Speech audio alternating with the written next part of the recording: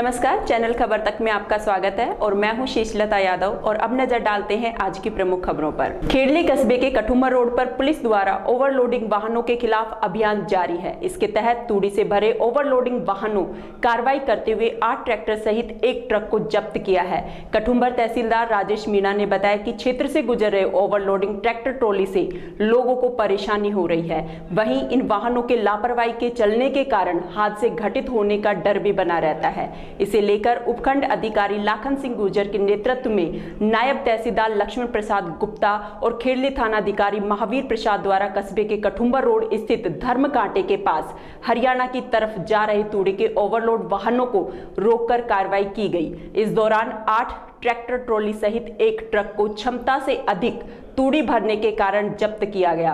उपखंड अधिकारी लाखन सिंह गुर्जर ने बताया कि कई दिनों से ओवरलोडिंग तूड़ी के वाहनों की शिकायतें मिल रही हैं, जिसे लेकर प्रशासनिक अधिकारियों के साथ मिलकर कार्रवाई की गई और वाहनों को जब्त किया गया। इस दौरान चालकों को सख्त हिदायत भी दी गई। एसएचओ खेड़ली एवं नायब तहसीलदार खेड़ली और रेवेन्यू टीम के साथ में तूड़ी के ओवरलोड ट्रैक्टरों में 8 ट्रैक्टर और एक ट्रक जो जा रहे थे हरियाणा, उनको जब्त करने की कार्रवाई की गई। कहाँ से लाए जा रहे थे सर? ये तो एग्जैक्ट पता नहीं है, ये खेड़ली से कठुमर वाले रोड पे शहर में बढ़ते अपराधों को देखते हुए पुलिस अधीक्षक आनंद शर्मा ने पुलिस कंट्रोल रूम का निरीक्षण किया। इस दौरान एडिशनल एसपी सरिता सिंह, सीओ सिटी हरि सिंह, शहर कोतवाल विजेंद्र सिंह सहित पुलिसकर्मी मौजूद रहे। एसपी आनंद शर्मा ने कंट्रोल रूम स्थित अभय कमांड में लग रहे सीसीटीवी कैमरों का भी निरीक्षण करते हुए कार्य प्रणाली के बारे में जानकारी ली। वहीं कंट्रोल रूम में कार्यरत पुलिसकर्मियों को अच्छा काम करने के आवश्यक दिशा निर्देश दिए गए। इसके अलावा उन्होंने कंट्रोल रूम में सीओ ऑफिस सहित अन्य विभागों का निरीक्षण किया। पुलिस अधीक्षक ने बताया कि उन्होंने जब से पदभार ग्रहण किया है उसके बाद वे पहली बार पुलिस कंट्रोल रूम में व्यवस्थाओं का जायजा लेने के लिए पहुंचे हैं। पुलिस कंट्रोल रूम पर होने वाले कार्य और यहां की कार्य प्रणाली के बारे में जानकारी ली गई है। ततारपुर थाना क्षेत्र के सोरखा खुर्द गांव में एक व्यक्ति शराब के नशे में कुएं में जा गिरा, जिससे वह गंभीर रूप से घायल हो गया, जिसे अचेत अवस्था में परिजनों ने ग्रामीणों की मदद से कुएं से बाहर निकाला और उपचार के लिए जिला अस्पताल में भर्ती कराया, जहां उसकी हालत चिंताजनक बनी हुई है। घायल के परिजन मुकेश ने बताया कि सोरखा खुर्द निवासी नीर जमींदार का कार्य करता है, जिसने शराब पीकर पहले घर पर अपने बच्चों के साथ मारपीट की और उसके बाद घर के समीप बने 150 फुट गहरे कुएं में जा गिरा। इसके बाद परिजनों और ग्रामीणों की मदद से कुएं से बाहर निकाला और तुरंत अस्पताल में भर्ती कराया, जहां उसका उपचार जारी है। घटना नीर उसका नाम है। शराब पीकर बच्चों से मारपीट करी। मारपीट करने के बाद में वो कुएं में सीधा दौड़कर चला गया और कुएं में पड़ गया। अच्छा। उसकी हालत गंभीर है, दोनों पैर नीचे से डैमेज हो चुके हैं। आगे ट्रीटमेंट चल रहा है। कुआं गहरा था 150 फीट करीब। 150 फीट जी। कौन से गांव के निवासी है? ये सोरखा खुर्द निवासी। खेड़ली कस्बे के हिंडौन रोड फाटक स्थित कबाड़ी के गोदाम में लगी आग को बुझाते समय एक दमकल कर्मी गंभीर रूप से घायल हो गया। घायल दमकल कर्मी को उपचार के लिए भरतपुर रेफर किया गया। जानकारी के अनुसार हिंडौन रोड फाटक स्थित घनश्याम खींची के कबाड़ के गोदाम में शाम 4 बजे आग लग गई। आग की सूचना मिलते ही खेड़ली नगर पालिका के फायर ब्रिगेड की गाड़ी मौके पर पहुंची, जहां दमकल कर्मी आग बुझाने की कोशिश कर रहे थे। इसी दौरान संविदा पर कार्यरत दमकल कर्मी विकास प्रधान उर्फ विक्की गोदाम के पीछे दीवार पर चढ़कर आग बुझा रहा था। इसी दौरान अचानक दीवार ढह गई, जिसके चलते वह दीवार के साथ नीचे आ गिरा। विकास को ग्रामीणों की मदद से कस्बे के राजकीय रेफरल अस्पताल लाया गया, जहां उसे प्राथमिक उपचार के बाद चिकित्सकों द्वारा भरतपुर रेफर कर दिया गया। कोटा जिले के मोडक थाना क्षेत्र के अस्कली गांव में एक घर के अंदर देर रात 6 फीट लंबा मगरमच्छ घुस आया। मगरमच्छ को घर में आते देख परिजन सहम गए। इसके बाद मौके पर ग्रामीणों की भीड़ जमा हो गई। सूचना पाकर मोडक पुलिस मौके पर पहुंची और वन विभाग के अधिकारियों को सूचना दी, जिसके बाद करीब 2 घंटे बाद मगरमच्छ का रेस्क्यू कर उसे मुकुंदरा टेरिटरी में छोड़ दिया गया। प्रत्यक्षदर्शी राकेश वाल्मीकि ने बताया कि वह अपने परिवार के साथ घर पर सो रहा था। करीब 12 बजे वह पानी पीने उठा तो उनके घर में एक बड़ा सा जानवर घूम रहा था। इसके बाद उसने टॉर्च जलाई तो मगरमच्छ देखकर डर गया। इसके बाद उसने ग्रामीणों की मदद से एक एक कर परिवार के सदस्यों को घर से बाहर निकाला। वहीं क्षेत्रीय वन अधिकारी संजय नागर ने बताया कि देर रात को अस्कली गांव के एक घर में मगरमच्छ घुसने की सूचना मिली थी, जिसके बाद वन विभाग की टीम द्वारा मगरमच्छ का रेस्क्यू कर उसे वन विभाग के टेरिटरी में रिलीज किया गया। एनईबी थाना क्षेत्र में पैदल जा रहे एक व्यक्ति को अज्ञात वाहन ने टक्कर मार दी, जिसमें इस व्यक्ति की मौके पर ही मौत हो गई।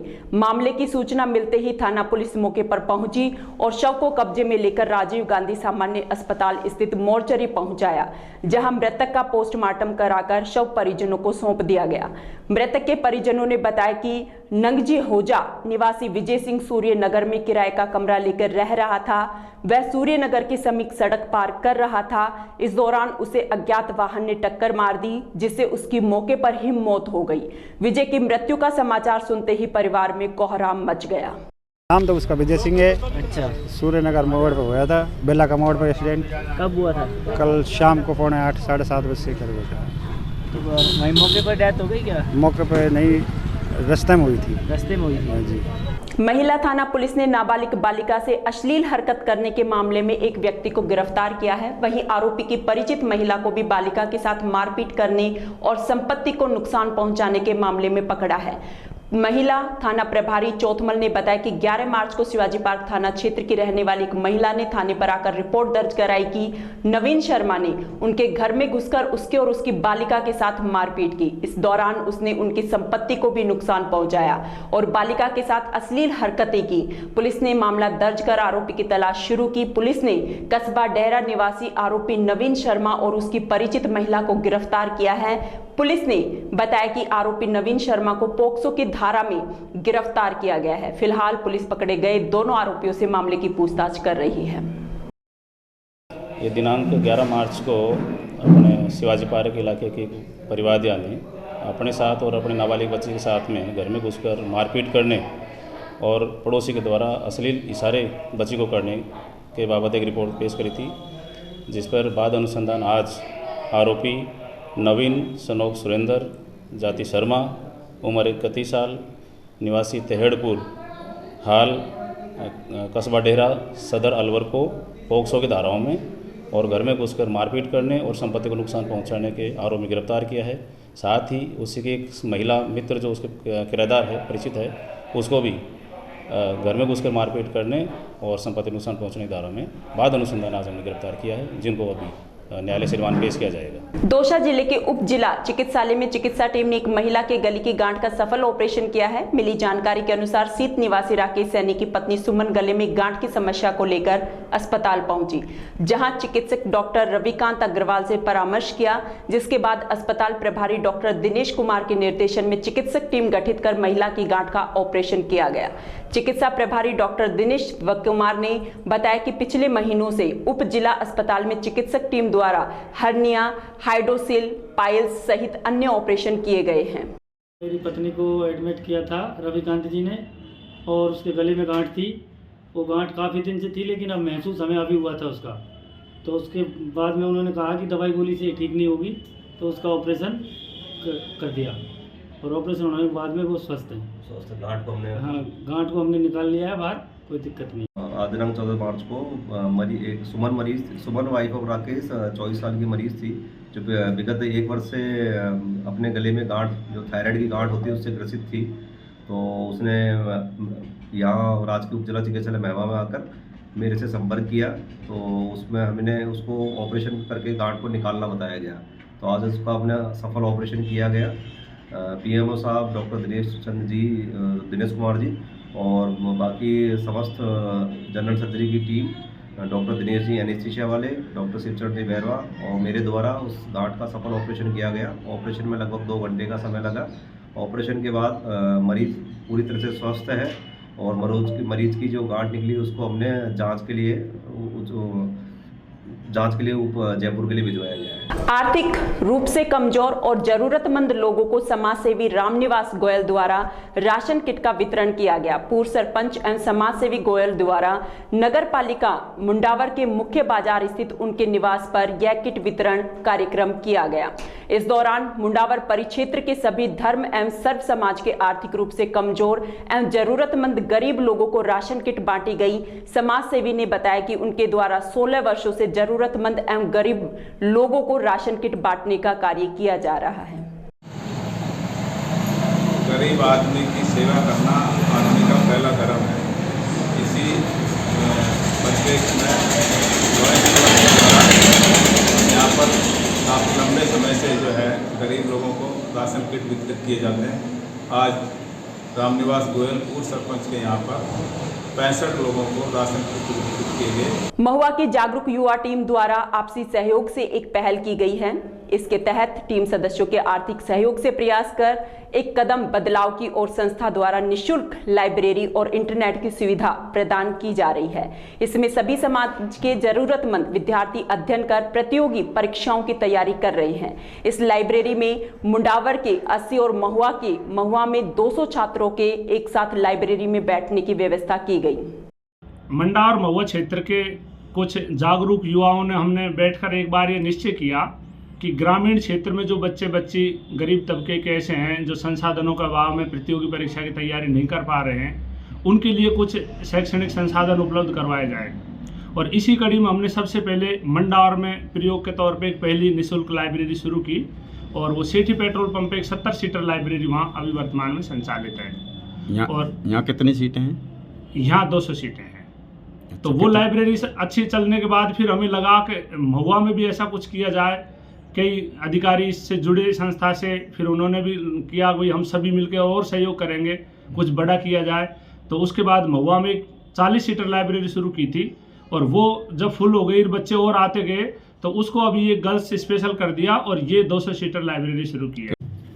प्रयास एक कदम बदलाव की ओर संस्था द्वारा मंडावर महुआ में निःशुल्क लाइब्रेरी व कोचिंग ज़रूरतमंद बच्चों के लिए संचालित की जा रही है और ये संस्था सभी के सहयोग से संचालित है। सर्व समाज सभी, इसमें किसी प्रकार का भेदभाव ऊंच नीच नहीं है।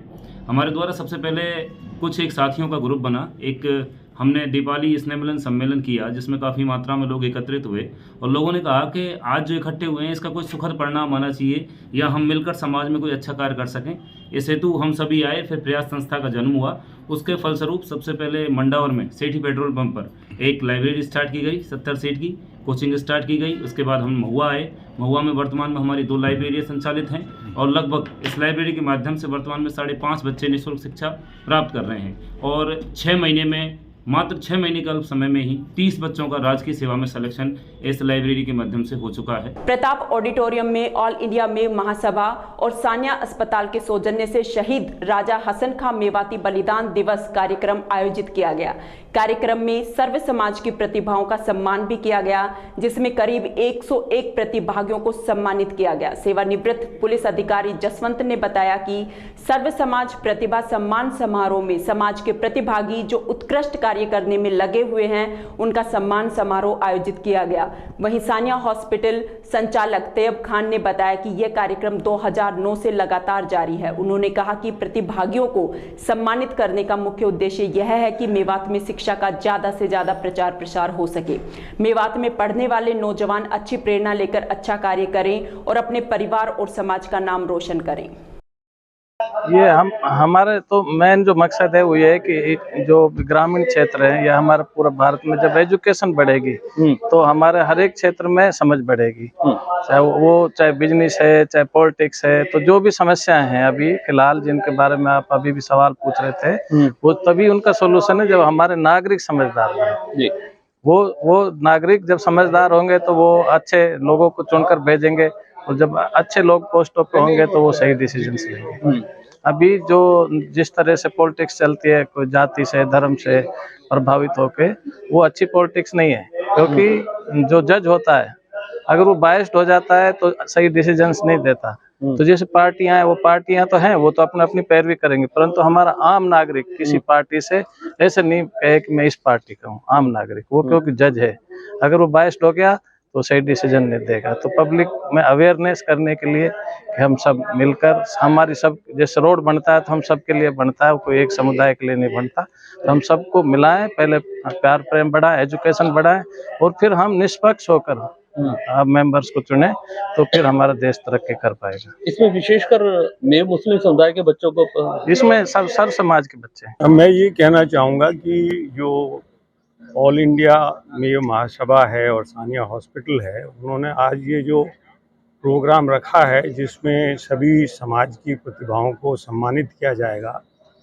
ये एक विशिष्ट किस्म का प्रोग्राम है। बाकी सभी आयोजनों से भिन्न और अलग है। वो अलग इसलिए है कि बहुत ज़रूरी है कि समाज में किसी भी क्षेत्र में जो हमारे नौजवान हैं, हमारे बहनें हैं जो श्रेष्ठ कार्य कर रहे हैं अपने अपने क्षेत्र में, उनको मान्यता देना बहुत ज़रूरी है। जब उनको मान्यता मिलती है और सार्वजनिक प्लेटफॉर्म के ऊपर जब समाज उनको रिकग्निशन देता है, उनका मनोबल बढ़ता है। और ऐसे आयोजनों से हज़ारों लाखों जो दूसरे नवयुवक हैं जो अपने जीवन का संघर्ष कर रहे हैं, उनको एक प्रेरणा मिलती है, उनका साहस बढ़ता है, मनोबल बढ़ता है और उनमें भी एक चेतना और विश्वास आता है कि हम भी यदि मेहनत करते हैं तो हमारे पड़ोस का, हमारे कॉलोनी का, गांव का, शहर का यदि दूसरा व्यक्ति इतना विकास कर सकता है, उन्नति कर सकता है, तो हम भी ऐसा कर सकते हैं। इसलिए इस तरह के कार्यक्रम हैं वो समाज में नियमित रूप से होते रहने चाहिए और ऐसे ही आयोजनों के माध्यम से हम समाज में एकजुटता भी ला सकते हैं और समाज को मजबूती दे सकते हैं और विभिन्न क्षेत्रों में हम ऐसी प्रतिभाओं को भविष्य के लिए तैयार कर सकते हैं जो राष्ट्र के निर्माण में भारी योगदान दे सकते हैं। थानागाजी के समीप घाटा बांदरोल के समीप जयपुर जाते समय रोडवेज बस का टायर फट गया। टायर फटने से यह बस अनियंत्रित हो गई, जिसमें करीब आधा दर्जन लोग गंभीर रूप से घायल हो गए। सभी घायलों को एम्बुलेंस की मदद से जिला अस्पताल पहुंचाया गया, जहां सभी का इलाज चल रहा है। मोहम्मद अशफाक ने बताया कि वह और उसके परिजन अलवर बस स्टैंड से रोडवेज बस में बैठकर जयपुर जा रहे थे, तभी थानागाजी से आगे घाटा बांदरोल के समीप बस का पिछला टायर फट गया, जिसमें सभी लोग गंभीर रूप से घायल हो गए। वहीं इस मामले की सूचना मिलते ही पुलिस मौके पर पहुंची और सभी घायलों को एम्बुलेंस के माध्यम से गंभीर स्थिति होने के चलते जिला अस्पताल में पहुंचाया गया। मेरा नाम मोहम्मद अशफाक है। कहाँ के रहने वाले हो? जयपुर के। कहाँ से कहाँ जा रहे थे? अलवर से जयपुर जा रहे थे, ईदगाह रहते हैं। कौन सी बस में थे? बस में रोडवेज बस में थे। अच्छा, फिर क्या हुआ? उसका टायर फट गया। कहाँ पर? थानागाजी से आगे निकल के उसकी टीन वीन उसकी सब फट गई। मेरे 2 बच्चे हैं, उनके और मेरी वाइफ के चारों के हमारे पैर फ्रैक्चर हो गए। टोटल तो 10-12 लोगों के लगी है, लेकिन हम 4 लोग, अभी हम 6 लोग आए इधर। नेहरू युवा केंद्र अलवर की ओर से 3 दिवसीय युवा नेतृत्व एवं सामुदायिक विकास कार्यक्रम की शुरुआत की गई। कार्यक्रम में जिला प्रमुख बलवीर सिंह छिल्लर मुख्य अतिथि के रूप में मौजूद रहे। इस अवसर पर जिला युवा अधिकारी पंकज यादव, तोताराम गुजर और युवा मंडल अध्यक्ष राजेंद्र मीणा द्वारा बलवीर सिंह छिल्लर का माला पहनाकर स्वागत किया गया। इस मौके पर जिला प्रमुख ने कहा कि युवाओं को सामुदायिक विकास समाज में करना बहुत जरूरी है, क्योंकि युवा ही देश का भविष्य हैं। युवाओं को उनके संघर्ष जीवन को मुख्य धारा में लाना ही नेहरू युवा केंद्र का असली मकसद है। इस अवसर पर राजेंद्र मीणा, NYV अनिल कुमार, रमजान राणा, विक्रम गुजर, रामनिवास सहित अन्य युवा साथी मौजूद रहे। पहले इसमें नेहरू युवा केंद्र की तरफ से युवा नेतृत्व एवं सामुदायिक विकास प्रशिक्षण का नेहरू युवा केंद्र द्वारा आयोजन किया गया, जिसमें सभी ब्लॉकों के युवा साथी इसमें पार्टिसिपेट किया और युवाओं के एक नए भारत को और एक नई सोच के साथ में कुछ सिखाने का जज्बा और जज्बात दिया गया है नेहरू युवा केंद्र द्वारा। राजस्थान सेवा निर्मित पुलिस कल्याण संस्था जिला शाखा अलवर के संगठन पदाधिकारियों ने रिटायर्ड IPS मदन लाल के अलवर आगमन पर शांति कुंज पहुंचकर उनका अभिवादन किया। इस अवसर पर कैलाश भगवती, त्रिलोकीनाथ दामोदर, मनु राम जी, जगदीश प्रसाद ने मदन लाल का माला और साफा पहनाकर स्वागत किया। इस दौरान समिति से जुड़े लोगों ने अपने विचार भी रखे। हमारे IPS Shri Madan Lal ji Sharma retired IPS हैं, जो आज अलवर में का आगमन होने पर राजस्थान पुलिस कल्याण संस्था शाखा जिला अलवर द्वारा सभी सेवानिवृत्त अधिकारियों कर्मचारियों द्वारा उनका आज स्वागत किया गया, माला पहनाकर उनका अभिनंदन किया गया। कठुमर के बहतूकला थाना क्षेत्र की जटवाड़ा ग्राम पंचायत के निठारी गांव में विद्युत पोल पर काम कर रहे एक ठेके पर कार्यरत कर्मचारी की करंट लगने से जलकर मौत हो गई। इसके बाद ग्रामीण और परिजन शव को लेकर घटनास्थल पर धरने पर बैठ गए। जानकारी के अनुसार रामोतार चौधरी जटवाड़ा गांव में सायं करीब 6 बजे एक फॉल्ट ठीक करने के लिए चढ़ गया। साथ में मौजूद लाइनमैन सियाराम के फोन पर सिट डाउन की लिया गया, लेकिन कुछ देर बाद लाइट अचानक से चालू कर दी गई, जिससे रामोतार विद्युत पोल पर ही झुलस गया। घटना के बाद ग्रामीण और परिजन मौके पर एकत्रित हो गए। सूचना मिलने पर बहतूकला थानाधिकारी हनुमान साहे सहित कठुमर सीओ अशोक चौहान भी मौके पर पहुंचे और ग्रामीणों को समझाइश करने का प्रयास किया। गांव के जीएसएस पे ठेकेदार के अंडर में कार्य करने वाले हमारे भाई श्री रामोतार चौधरी सनोक महिलाल चौधरी की तार जोड़ते समय मौत हो गई तथा जिम्मेदारी के रूप में ना ही बिजली विभाग का कोई कर्मचारी आया है, पुलिस वाले आए हैं, ना ही ये कोई कार्रवाई कर रहे हैं, ना ही कुछ दिखा रहे हैं, ना ही कोई उचित कार्रवाई की गई है। एफआईआर भी दर्ज अभी तक नहीं की गई है। अतः साहब से निवेदन है कि इस पर उचित कार्रवाई करने की कृपा करें। अखिल भारतीय वाल्मीकि महापंचायत ने जिला कलेक्टर को अपनी 11 सूत्रीय मांगों को लेकर मुख्यमंत्री अशोक गहलोत के नाम ज्ञापन सौंपा गया। ज्ञापन देने आए लोगों ने बताया कि बजट 2023 में प्रदेश में 30,000 सफाई कर्मचारियों की भर्ती की घोषणा है। इस घोषणा से वाल्मीकि समाज में खुशी की लहर है, लेकिन इसे लेकर उनकी मांग है कि सफाई कर्मचारियों की भर्ती में परंपरागत वाल्मीकि समाज के अभ्यर्थियों को ही प्राथमिकता दी जाए, जिसमें समाज के अभ्यर्थियों की आयु सीमा 18 वर्ष से 45 वर्ष और अनुभव प्रमाण पत्र की बाध्यता से मुक्त किया जाए। शहर के बिजली घर पर भगवान वाल्मीकि की प्रतिमा लगवाई जाए। पंजाब और हरियाणा की तर्ज पर राजस्थान राज्य के वाल्मीकि समाज को विशेष अनुसूचित जाति का दर्जा देते हुए 5% आरक्षण दिया जाए। वाल्मीकि समाज के प्रतिभावान खिलाड़ियों विशेषकर लड़कियों द्वारा अच्छा प्रदर्शन करने के बाद भी जातीय भेदभाव के कारण उनको आगे बढ़ने नहीं दिया जाता। इन सभी मांगों को लेकर जिला कलेक्टर के माध्यम से मुख्यमंत्री को ज्ञापन से अवगत कराया गया। मैं इंद्रेश कुमार लोहरा, प्रदेश मुख्य महासचिव, अखिल भारतीय वाल्मीकि महापंचायत राजस्थान प्रदेश। हम आज 11 सूत्री मांग पत्र दे रहे हैं वाल्मीकि समाज की ओर से पूरे राजस्थान को लेकर जिला कलेक्टर साहब के माध्यम से मुख्यमंत्री को, जिसमें हमारी डिमांड है कि जो 30,000 सफाई कर्मचारियों की भर्ती निकाली गई है, उन भर्तियों में पहले की तरह 2018 में जो भर्तियां हुई थी उनमें वो समाजें लगी हैं जिनका सफाई कार्य से कोई लेना देना नहीं था। अब हम ये चाहते हैं कि जो सफाई कर्मचारी वर्ग सफाई कार्य करता है उन्हीं को प्राथमिकता दी जाए वाल्मीकि समाज को, क्योंकि आप भी देख रहे हैं आए दिन विधानसभा में विधायक बोल रहे हैं कि भाई ऐसे ऐसे सफाई कर्मचारी लग गए हैं जो सफाई का कार्य नहीं कर रहे हैं, अन्य ऑफिसों में बैठे हैं और फिर भी वाल्मीकि समाज को ही काम करना पड़ता है। तो हम माननीय मुख्यमंत्री महोदय से ये आग्रह कर रहे हैं कि आगामी 30,000 सफाई कर्मचारियों की भर्ती में सिर्फ वाल्मीकि समाज को ही प्राथमिकता दी जाए। कठुमर उपखंड के रोनी थान में राष्ट्रीय कवि संगम का आयोजन किया गया। इस सम्मेलन में देश के ख्याति प्राप्त कवियों ने अपनी रचनाएं प्रस्तुत की, जिसमें वरिष्ठ कवि नानक नवीन ने ग्रामीण विसंगतियों पर हास्य व्यंग्य सुनाकर सबको खूब हंसाया। वहीं अलवर से पधारे वरिष्ठ गीतकार प्रवेंद्र पंडित ने बदरिया बरस गई उस पार, जबकि दहली से उमाशंकर बिरमूल ने सरारा सुनाए, जबकि पलवल से गीता माही ने श्रृंगार रस की कविता सुनाकर पांडाल में मौजूद श्रोताओं को मंत्रमुग्ध कर दिया। कार्यक्रम के अंत में गीतकार किशोर नवगीत ने मजबूरी का बोझ उठाए गीत सुनाकर एक मजदूर की पीड़ा को व्यक्त किया। इस अवसर पर सरपंच नंदराम चौधरी, राम अवतार, हरि प्रसाद जैन, मोहन लाल, कुलदीप सहित अन्य गणमान्य व्यक्ति मौजूद रहे। वतन के वास्ते जीते, वतन पर जान लुटाते हैं। कैसे होते हैं हमारे वीर सैनिक? वतन के वास्ते जीते, वतन पर जान लुटाते हैं। वतन आबाद रखने को लहू अपना बहाते हैं, वतन आबाद रखने को लहू अपना बहाते हैं, के माटी जब वतन की मांगती कुर्बानियां हमसे। क्या बात है।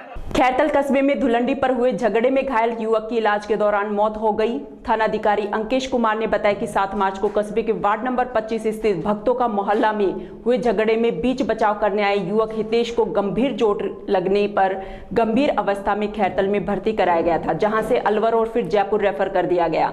मृतक के पिता रामकिशन जाटव ने खैरतल थाने में श्यामलाल, अशोक, लालचंद, मनोज आदि लोगों के खिलाफ हत्या की नामजद रिपोर्ट दर्ज कराई है। मृतक के शव का खैरतल सैटेलाइट हॉस्पिटल में मेडिकल बोर्ड द्वारा पोस्टमार्टम कराकर उसे परिजनों को सौंप दिया गया।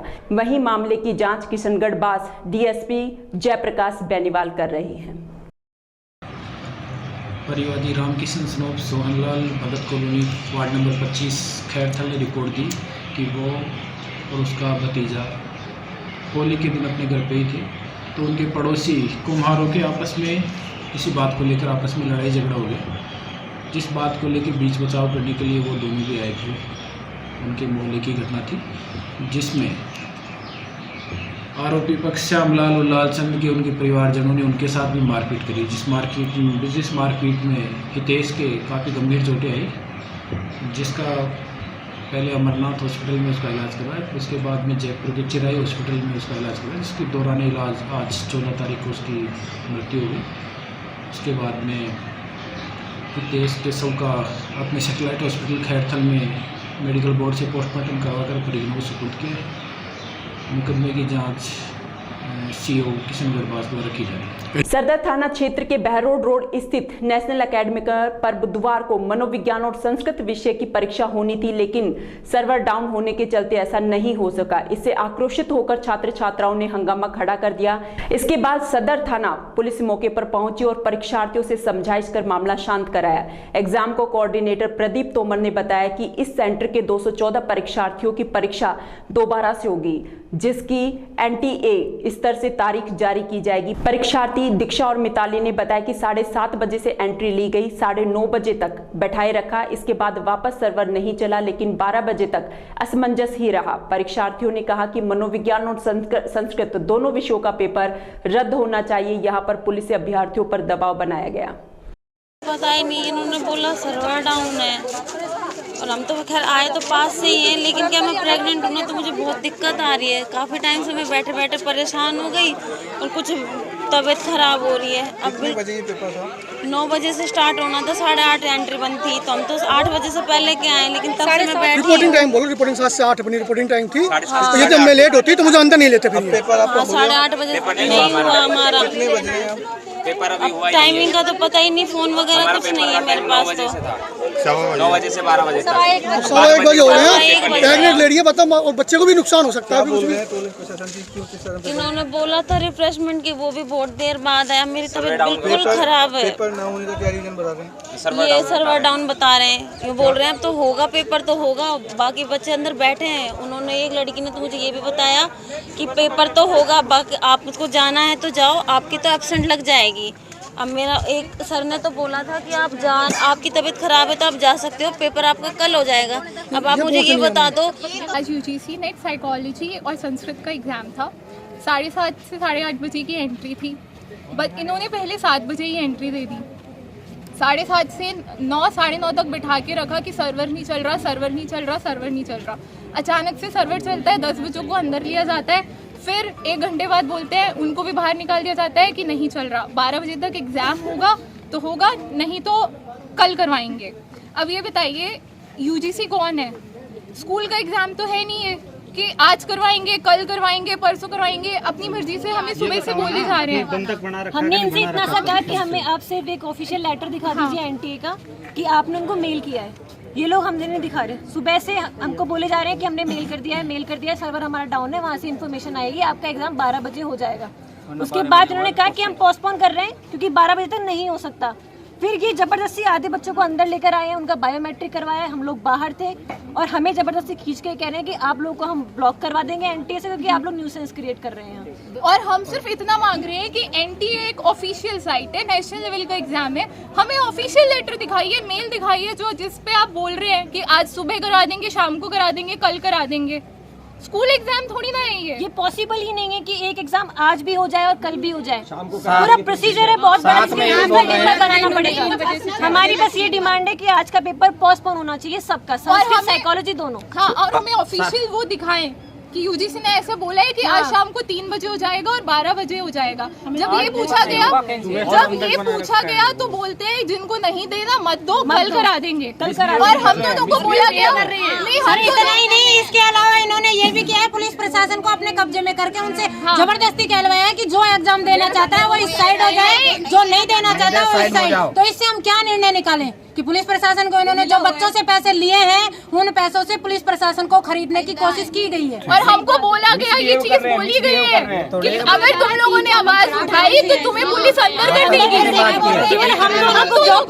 खैरतल कस्बे में इन दिनों चोरों के हौसले बुलंद हो रहे हैं। चोर बंद मकानों को निशाना बनाकर हाथ साफ करने में लगे हुए हैं। कस्बे के वार्ड नंबर 15 पुराने टेलीफोन एक्सचेंज के पास अज्ञात चोरों ने बंद मकान से लाखों का सोना पार कर लिया। मकान मालिक नागेंद्र खंडेलवाल ने बताया कि उनका परिवार अलवर में रहता है, यहाँ उसकी माँ बहन रहती हैं। उसकी मां की तबीयत खराब होने पर उसे अलवर हॉस्पिटल में भर्ती करवाया गया था। इस दौरान वे घर पर ताला लगाकर गए थे। रात्रि में अज्ञात चोरों ने घर में घुसकर कमरों के ताले तोड़कर घर में रखे 15 से 20 तोला सोना, 81 चांदी के सिक्के, अलमारी में रखे 60,000 रुपए चोरी कर लिए। वहीं खैरतल थाना पुलिस ने सीसीटीवी कैमरे की फुटेज के आधार पर अज्ञात चोरों की छानबीन शुरू कर दी है। हमारी मम्मी और जो है बहन वो यहाँ रहती थी। अच्छा और हम अलवर रहते थे। अच्छा जी। रात को जो है मतलब वो बीमार होने के कारण उनको वहाँ ले गए। कब ले गए थे मम्मी बहन, कब गई? 10 तारीख को। अच्छा 10 को लेके गए थे उनको। और हाँ, मेरा भाई छोटा अनिल आया था, वो लेकर के गया था। अच्छा। और जो है आज रात को हाँ जी अपने दिनेश भाई साहब और सामने राधा ने वो समाचार दिए कि भाई ऐसे ऐसे आपके ताले टूट गए। वो तुरंत ही हम जो है वहाँ से घर से चल दिए, ट्रेन से यहाँ आ गए। अब यहाँ आकर के देखा तो अस्त व्यस्त, पूरा मकान अस्त व्यस्त पड़ा था। बाहर का ताला लगा हुआ था और अंदर जो है वो सारे खुले पड़े थे और टूटा हुआ अलमारी सब व्यवस्थित मिला हुआ है। कितने का सामान लगभग है? करीब 20 तोला सोना। अच्छा जी। और एक वो अलमारी थी, वो छोटी संदूक थी, उसमें नोटों की गड्डियाँ थी। कितने लगभग रुपए होंगे? वो होगा कम से कम करीबन कितना होगा, कितनी गड्डियाँ? 5 कितने रुपए होंगे? लगभग 10,000 करीबन तो होंगे। रेणी उपखंड क्षेत्र के गढ़ी सवाई राम में बैहडको ग्राम पंचायत स्थित बीरम की माता के शीतला माता मंदिर पर मेले का आयोजन किया गया। इस मौके पर यहां स्थानीय ग्रामीणों सहित दूर दराज से आए श्रद्धालुओं की आस्था का सैलाब उमड़ पड़ा। मेले में काफी संख्या में महिला पुरुषों ने माता के दर्शन किए। वहीं एक दिन पहले बने पकवानों से माता को भोग लगाया। वहीं पूजा अर्चना कर परिवार की खुशहाली के लिए मन्नतें मांगी। मेला कमेटी की ओर से जगह जगह पानी पीने के लिए प्याऊ लगाई गई। मेले में जिकड़ी दंगल का भी आयोजन किया गया। रेणी थाने के एएसआई हीरालाल मीणा में जाप्ते मेले की सुरक्षा व्यवस्था के लिए चाक चौबंद रहे। गर्मी का मौसम शुरू होती प्रदेश में पानी की किल्लत होने से आमजन के जीना मुश्किल हो गया है। बहरोड नीमराना क्षेत्र डार्क जोन में होने के कारण पहले से ही पानी नहीं है, जिसके कारण हर जगह पानी के लिए आए दिन प्रदर्शन हो रहे हैं। केंद्र सरकार की योजना का लाभ भी बहरोड के लोगों को नहीं मिल पा रहा है। लापरवाह कर्मचारियों और ठेकेदारों की मनमर्जी के कारण लोगों का जीना दुश्वार हो गया है, जिसका नजारा बुधवार को बहरोड में देखने को मिला। पानी की समस्या से परेशान महिलाओं ने मटका फोड़कर विरोध जताया। बहरोड क्षेत्र के रिवाली गांव से में पिछले कई सालों से पानी की समस्या बनी हुई है। बुधवार दोपहर बाद रिवाली गांव की करीब 3 दर्जन महिला पुरुष पानी नहीं आने से नाराज होकर एसडीएम कार्यालय पहुंचे। अचानक से हुए इस घटनाक्रम के बाद कर्मचारी भी सख्ते में आ गए। ग्रामीण बुजुर्ग ने बताया कि गांव रिवाली में पिछले कई सालों से पानी की समस्या आ रही है। सर्दी में तो जैसे तैसे काम निकाल लिया, लेकिन अब गर्मी के शुरू होते ही पानी की किल्लत ज्यादा हो गई है, जिसके चलते ना तो खेत का काम कर पाते हैं और ना ही घर का। प्रशासन हर बार जल्द समाधान का आश्वासन देकर भेज देता है। अभी पानी की समस्या है। कौन सा? 1 महीने से रिवाड़ी गाँव है, SC ST के लिए बहुत समस्या खड़ी हुई है इसे पानी के लिए। और कोई समाधान नहीं हो रहा है। 2,500 रुपये 4 लाख रुपए ले गए SC से, और 1 महीने से लाइन खोद के गिर रखी, रोड राड सब बेकार कर दी, पानी की झूठ भी नहीं है। तो ग्राम पंचायत द्वारा क्या कहा जा रहा है? ग्राम पंचायत तो कुछ नहीं कर रही है कि लाइन से वो ट्रांसफार्म था वो भी उतर गया। अच्छा, और जलदाय विभाग द्वारा अभी वहाँ पहुँचे नहीं हम। 5 बैरोड है, बैरोड ग्राम एसडीएम के पास पेश होया तो वो एसडीएम मिले नहीं। खैरतल कस्बे का मुख्य रेलवे फाटक 16 मार्च से 22 मार्च तक रखरखाव कार्य होने के कारण बंद रहेगा। उत्तर पश्चिम रेलवे के वरिष्ठ अनुभाग अभियंता अशोक कुमार ने बताया कि इस दौरान ट्रैफिक को डाइवर्ट कराने की व्यवस्था और फाटक पर स्टाफ डेप्यूट कराने की सूचना पुलिस थाना खैरतल को भिजवा दी गई है। फाटक बंद के दौरान हल्के वाहनों को खैरतल अंडरपास से, भारी वाहनों को फाटक संख्या 91 किरवारी फाटक से डाइवर्ट किया जाएगा। होडल चमेली धाम से खाटू श्याम के लिए पवन सैनी के रामगढ़ पहुंचने पर श्याम सखा मंडल के लोगों ने भव्य स्वागत किया।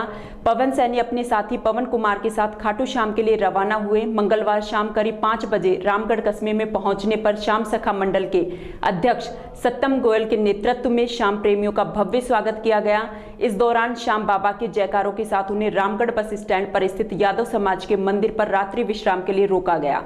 श्याम सखा मंडल के तत्वाधान में दोनों श्याम प्रेमियों को माला पहनाकर खाटू श्याम के लिए रवाना किया गया। इस मौके पर श्याम सखा मंडल के सत्यम गोयल, गौरव सोनी, संदीप सैन, पंडित शिव शंकर शर्मा सहित अन्य श्याम भक्तों द्वारा दोनों श्याम प्रेमियों को माला पहनाकर रामगढ़ से श्याम बाबा के जयकारों के साथ खाटू श्याम के लिए रवाना किया गया। तो श्री खाटू श्याम जी के लिए अपने होडल स्थान चमेली वन धाम से बाबा का निशान लेकर निकला हूँ और मैं डेली प्रतिदिन 20-25 किलोमीटर चलता हूँ। जैसे कि जहाँ भी मुझे कोई स्थान मिलता है, वहीं कोई मंदिर हो, मैं वहाँ रुकता हूँ। और आज मैं 14 तारीख को कल पहुँचा था। ये अपना रामगढ़ है, रामगढ़ में श्री श्याम यादव धर्मशाला में, और मुझे यहाँ मेरे श्याम प्रेमी भाइयों ने बहुत प्यार दिया, बहुत मुझे अच्छा लगा। और आज सुबह मेरा स्वागत करते हुए मुझे वो विदा कर रहे हैं। होडल से चलकर जो श्याम प्रेमी कल शाम को हमारे रामगढ़ में आए थे, उनका आज श्याम सखा मंडल द्वारा स्वागत किया गया और उन्हें आगे के लिए प्रस्थान किया गया। सेवानिवृत्त आईपीएस अधिकारी एमएल शर्मा आज एक दिवसीय दौरे पर अलवर पहुंचे। उन्होंने यहां एक कार्यक्रम में भाग लिया। कार्यक्रम में भाग लेने से पूर्व एमएल शर्मा ने पत्रकारों से बातचीत करते हुए अलवर जिले के रामगढ़ विधानसभा क्षेत्र से भारतीय जनता पार्टी के टिकट पर चुनाव लड़ने की इच्छा जाहिर की और कहा कि अगर भारतीय जनता पार्टी टिकट देगी तो निश्चित रूप से चुनाव लड़ेंगे, नहीं तो चुनाव नहीं लड़ेंगे, समाज सेवा करते रहेंगे। इसके अलावा उन्होंने अपने कार्यकाल के कार्यों को भी बताया। करीब 18 साल तक सीबीआई में रहने के दौरान के अनुभव पर बताया कि सीबीआई में काम करने की तरीके में काफी बदलाव आया है और उनके नेतृत्व में कई नेशनल केस सॉल्व किए गए। उन्होंने प्रमुख रूप से सन 1984 में चंडीगढ़ और कश्मीर में हाईजैक और कंधार मामले में आयोजित केस को सॉल्व किया और अपराधियों को सजा तक पहुंचाया। उन्होंने कहा कि एक इसरो का केस हुआ था जिसमें सीक्रेट लीक करने का मामला था, जिसमें कई अधिकारी उसको सीक्रेट लीक करना बता रहे थे, लेकिन अब जब मामला सीबीआई में आया तो वह मामला सीक्रेट लीक का नहीं निकाला और सुप्रीम कोर्ट ने भी बरी करते हुए 1.5 करोड़ का मुआवजा संबंधित वैज्ञानिकों को दिया। इसके अलावा उन्होंने बताया कि सीबीआई में कार्यकाल को लेकर अफसर की तैनाती गलत है। उन्होंने कहा कि जो अफसर सीबीआई में चले जाते हैं उनको लंबे समय तक सीबीआई में रखना चाहिए, क्योंकि फिक्स कार्यकाल के कारण जब नया अफसर आता है तो वह इतना रुचि नहीं लेता, उसमें अनुभव की भी कमी होती है। इसलिए आईबी और सीबीआई में अफसर की तैनाती लगातार रहनी चाहिए। विपक्ष के नेताओं पर छापे के सवाल पर उन्होंने कहा कि यह तथ्यात्मक स्थिति नहीं है, लेकिन यह बात है कि जिनके ऊपर यह डाली है वह भी दूध के धुले हुए नहीं है। सीबीआई को भी अपनी स्थिति सुधारनी चाहिए। हमेशा करते रहेंगे, चुनाव लड़े या ना लड़े उससे कोई लेना देना नहीं है। बीजेपी से टिकट मिलेगा तो जरूर लड़ूंगा, नहीं तो अपने घर बैठा हूँ, मेरी प्रैक्टिस चल रही है। किस तरह का लोगों से मेरे सीबीआई के स्टे के दौरान सारे ही नेशनल इम्पोर्टेंस के केसेस मैंने इन्वेस्टिगेट किए। इसमें 3 हाईजैकिंग केस थे। 1984 में चंडीगढ़ से हाईजैकिंग हुआ था जो दुबई में ख़त्म हुआ और उन हाईजैकर्स को वापस लाया गया, उसका इंचार्ज मैं था। फिर उनकी ट्रायल स्पेशल कोर्ट अजमेर में हुई थी, उनको सेंट्रल जेल अजमेर में रखा गया था। इसके अलावा एक केस हाईजैकिंग का 84 में श्रीनगर से हुआ, तो वो जो हाईजैकिंग थी वो ख़त्म हुई पाकिस्तान में, लेकिन वो वापस नहीं आए। पाकिस्तान ने छोटी मोटी ट्रायल करी, 9 में से 5 वो सिख टेररिस्ट थे, उनको सजा कर दी, बाकी को छोड़ दिया और बाद में 2-4 साल रखने के बाद में उनको फॉल्स पासपोर्ट दे दिए, वो कनाडा चले गए। तीसरा हाईजैकिंग केस कंधार हाईजैकिंग का था, तो वो भी मेरे द्वारा हुआ। तो जो असली हाईजैकर्स थे वो तो पाकिस्तान में चले गए। अरे ये चटकनी लगा थे, पाकिस्तान में चले गए, लेकिन इंडिया में जो उनके कॉन्स्पिरेटर्स थे जिन्होंने षड्यंत्र किया था, उनको हमने इंडिया में पकड़ा और 3 को लाइफ टर्म हुई। एक तो सारे तीनों ही राष्ट्रीय इम्पोर्टेंस के थे। फिर 1995 में इसरो जो सैटेलाइट बनाता है, ऊपर जाता है, उसमें ये एलिगेशन लगा कि उसमें एस्पेनाज हो गया है, या एस्पेनाज का मतलब ये है कि उसके सीक्रेट्स लीक आउट हो गए हैं। तो हमने जब इन्वेस्टिगेशन किया, केरला पुलिस कहती थी, आईबी कहती थी कि एस्पेनाज हुआ है, तफ्तीश हमारे पास थी, हमने कहा एस्पेनाज नहीं हुआ है। तो अल्टीमेटली सुप्रीम कोर्ट ने हमारी बात मानी और जो नंबी नारायण जो टॉप साइंटिस्ट था उसको मोदी सरकार जी ने तो पद्म विभूषण दिया और सुप्रीम कोर्ट ने उसको 1.5 करोड़ रुपए का मुआवजा दिया। अच्छा। तीसरा इम्पॉर्टेंट केस जो सब ह्यूमन बॉम्ब, तो वो भी केस हम नहीं किया। उसमें बहुत लोगों को, 2 को तो हैंगिंग हुई। हैंगिंग एक्चुअली करी नहीं गई है बिकॉज उसमें ढेर सारी पॉलिटिक्स है, बट कोर्ट ने 2 को हैंगिंग दिया और बाकी 8, 9 या 10 को लाइफ टर्म मिला। तो ये बड़े इंपॉर्टेंट और भी बहुत इंपॉर्टेंट केसेस हैं। हमने इंपॉर्टेंट केसेस के अलावा और कुछ किया ही नहीं। नहीं, इतना जो एक्सपीरियंस आपको है सीबीआई वर्किंग का और जो आजकल वर्तमान में वर्किंग चल रही है, क्या डिफरेंस पाते हैं आप? देखो, डिफरेंस तो ये है कि हमारे ज़माने में सीबीआई की इंटेग्रिटी बड़ी हाई थी। शायद अब मैं उस जोर के साथ ये बात नहीं कह सकता हूँ, नंबर 1। नंबर 2 जो डिफरेंस है वो ये है कि उस ज़माने में सीबीआई ऑफिसर, ख़ास तौर से डेप्यूटेशन ऑफिसर्स आईपीएस थे, उनका टेन्योर नहीं था। अगर अच्छा ऑफिसर मिल जाता था वो 5 साल रहो, 10 साल रहो, 15 साल रहो, चलता रहता था। आजकल दूसरे जो सेंट्रल गवर्नमेंट ऑर्गेनाइजेशंस हैं जिसमें पुलिस ऑफिसर्स डेप्यूटेशन में जाते हैं, उन्होंने टेन्योर बना दिया है, 4 साल, फिर 1 साल बढ़ा दो, 1 साल बढ़ा दो, तो ऐसे करके तो टेन्योर जब ख़त्म हो जाती है तो वो वापस चले जाते हैं, नए अफसर आ जाते हैं। तो जो आईबी है या सीबीआई है, इसमें जो एक्सपीरियंस है और कॉन्टीन्यूटी है, केस एक दिन में ख़त्म नहीं होता है। अगर मान लो इन्वेस्टिगेशन साल 2 साल में ख़त्म हो गया तो ट्रायल चलती है 10-10 साल। तो जो जिसने केस इन्वेस्टिगेट किया वो ट्रायल में ज़्यादा इंटरेस्ट लेता है, जो दूसरा आ जाता है जिसने इन्वेस्टिगेट नहीं किया उतना इंटरेस्ट नहीं लेता है। तो ये टेन्योर बना दिया है सीबीआई के लिए 7 साल का, 7 साल ज़्यादा कोई नहीं, ये मेरे हिसाब से सही नहीं है। आईबी के लिए टेन्योर नहीं है, आईबी में कोई कितना ही रह सकता है। तो ये थोड़े यही फ़र्क हैं। इंटेग्रिटी सबसे ज़्यादा इम्पॉर्टेंट है और टेन्योर छोटी कर दी, ये भी मेरे हिसाब से ठीक नहीं है।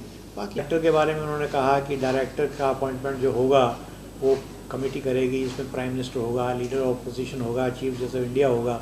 तो इस नई स्थिति में 4-5 डायरेक्टरों का अपॉइंटमेंट हुआ है। तो मेरे हिसाब से इसमें स्थिति इम्प्रूव नहीं हुई है, उसमें सुधार नहीं हुआ है।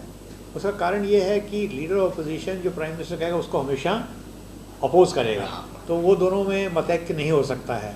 अब उसमें क्या है कि 2 बिल्लियों की लड़ाई में बंदर जो है वो रोटी खा जाता है।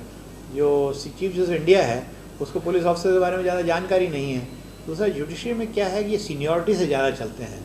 मेरा मानना ये है कि एग्जीक्यूटिव पोजीशंस में सीनियरिटी सिर्फ एक कंसिडरेशन है, सब कुछ नहीं है। ये सीनियरिटी ज़रूरी है लेकिन उसके अलावा योग्यता, कर्मठता और एक्सपीरियंस भी ज़रूरी है। अब पिछले 2-3 डायरेक्टर ऐसे बने हैं जिनका कोई सीबीआई एक्सपीरियंस ही नहीं है। देखो, आप ये कह सकते हैं कि भाई सीबीआई क्या न्यूक्लियर साइंस है या मिसाइल साइंस है।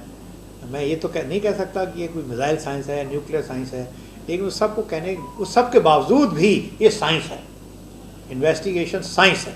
हर एक आदमी में समझ में इन्वेस्टिगेशन नहीं आता है, क्योंकि इन्वेस्टिगेशन ये नहीं है कि स्टेटमेंट क्या है, स्टेटमेंट के पीछे जाना ही इन्वेस्टिगेशन है। यहाँ सीनियर पुलिस ऑफिसर बैठे हुए उनसे अलग से बात करिए, यही बात बताएंगे। स्टेटमेंट में कोई कुछ बोल दे उसे कुछ नहीं होता है, लेकिन स्टेटमेंट के पीछे क्या है, उसने ऐसा क्यों बोला, तो ये सारी चीज़ें एक्सपीरियंस से आती हैं। तो मेरे हिसाब से सारा कुछ सीबीआई में डायरेक्टर सीबीआई के ऊपर डिपेंड करता है। सीबीआई के डायरेक्टर में 3 विशेषताएं होनी चाहिए। एक तो उसकी पर्सनल इंटेग्रिटी अनइम्पीचेबल होनी चाहिए, टोटली ऑनेस्ट। नंबर 2, उसमें प्रोफेशनल रिगर होना चाहिए, काम आना चाहिए उसको। हर एक पुलिस ऑफिसर इन्वेस्टिगेटर नहीं बन सकता है। ये इन्वेस्टिगेशन एक ख़ास ही काबिलियत है जो कुछ ही लोगों को मिलती है, सबको नहीं मिलती है ये, और एक्सपीरियंस से ही मिलती है। तो एक प्रोफेशनल रिगर होना चाहिए। तीसरा, बैलेंस। आप एलिगेशन कहना चाहते हैं तो एलिगेशन कह लीजिए, मुझे कोई इतराज़ नहीं। इसको अगर आप तथ्यात्मक स्थिति कहना चाहते हैं वो कह लीजिए। कारण ये है कि जो ये हमेशा भारत में हुआ है, जो सत्ता में रहता है वो होली काऊ बन जाता है और जो सत्ता से बाहर चला जाता है। लेकिन एक चीज़ ध्यान रखिए, जो सो कॉल्ड अपोजिशन के लीडर्स हैं उनमें एक भी ऐसा नहीं है जिनके खिलाफ केस चल रहा हो जिसके बारे में आप ये कह सकें कि वो निर्दोष है। आप समझ रहे हैं मेरी बात को? ऐसा कोई एक नाम बता दीजिए जो ये कह दीजिए, मैं नाम नहीं लेना चाहता किसी के, हाँ, कि वो निर्दोष हैं दोषी, और उनकी इन्वेस्टिगेशन होना चाहिए। इन्वेस्टिगेशन हो रहा है। आज समाचारों में इतना ही। दीजिए मुझे और मेरी टीम को इजाज़त। नमस्कार।